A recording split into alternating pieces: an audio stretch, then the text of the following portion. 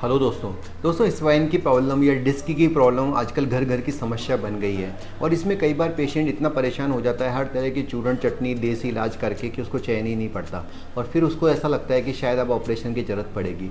ऐसे में वो काफ़ी डर जाता है क्योंकि स्पाइन के ऑपरेशन के बारे में समाज में तरह तरह की भ्रांतियाँ अवेलेबल है कि इसको ऑपरेशन के बाद तो पैरालिसिस हो सकता है, आदमी चल नहीं पाता या बेड रेस्ट लगता है। लेकिन दोस्तों मैं आपको आज इस वीडियो के माध्यम से, जिसकी आप शुरू से लेकर लास्ट तक पूरा देखिए, और बताता हूँ कि स्पाइन का ऑपरेशन ऐसे डरने वाली चीज़ नहीं है अगर उसका सिलेक्शन सही हो और डॉक्टर एक्सपर्ट हो।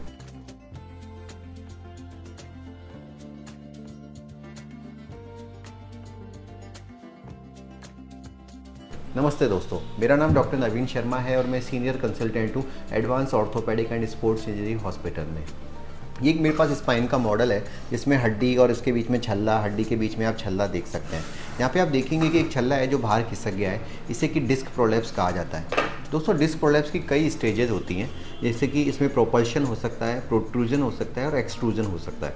अगर आपके एमआरआई पे ऐसा लिखा आ रहा है कि एक्सट्रूजन हो गया है तो इसका मतलब ये है कि छल्ला इतना ज़्यादा आगे खिसक चुका है कि अब उसका वापस अपनी जगह लौटना भी असंभव है और आपको उसकी वजह से पैर में तेज़ दर्द होता है। यदि आप स्पाइन के पेशेंट हैं और आपको लेग पेन ज़्यादा है और बैक पेन कम है तो ये बताता है कि आपकी साइटिका की प्रॉब्लम है और इसमें आपको दवाइयों से काम नहीं चलेगा, ऑपरेशन की ज़रूरत पड़ सकती है।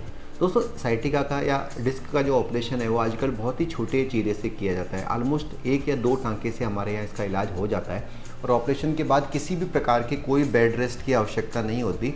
ऑपरेशन के बाद अगले दिन से आप चल सकते हो। आप हमारे क्रिकेटर हार्दिक पांड्या का जो अनुभव है वो ले सकते हैं। हार्दिक पांड्या जी का भी स्पाइन का ऑपरेशन हुआ है और आप देख लीजिए उसके बाद भी इंटरनेशनल क्रिकेट में खेल पा रहे हैं, दौड़ भाग कर पा रहे हैं। पहले के ज़माने में जो ऑपरेशन था वो हड्डी काट के किया जाता था, तो इसमें कि बहुत बड़ी विंडो बना दी जाती थी जिससे कि पेशेंट को काफ़ी दिनों तक रेस्ट करना पड़ता था। कई बार स्क्रू भी लगा दिए जाते थे।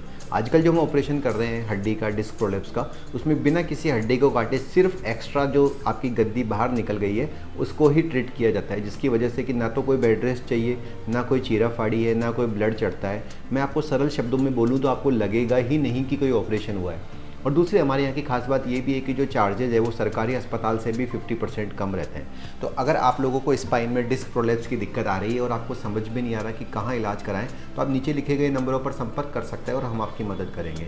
धन्यवाद दोस्तों।